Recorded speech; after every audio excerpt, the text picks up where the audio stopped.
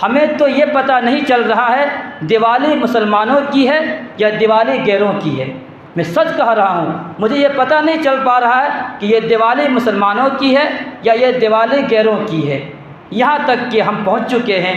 अब आप फ़ैसला खुद कर ले कि आप मुसलमान के अंदर हैं या ईमान से निकल जा रहे हैं। आप फ़ैसला कर ले, आप अपने गिरबान पर जो है झांक करके देख ले। हमदर्दी इतना भी नहीं है, हमारा इस्लाम इतना इजाज़त नहीं देता है आप उनके त्योहारों में शरीक हो, आप हैप्पी दिवाली बोले।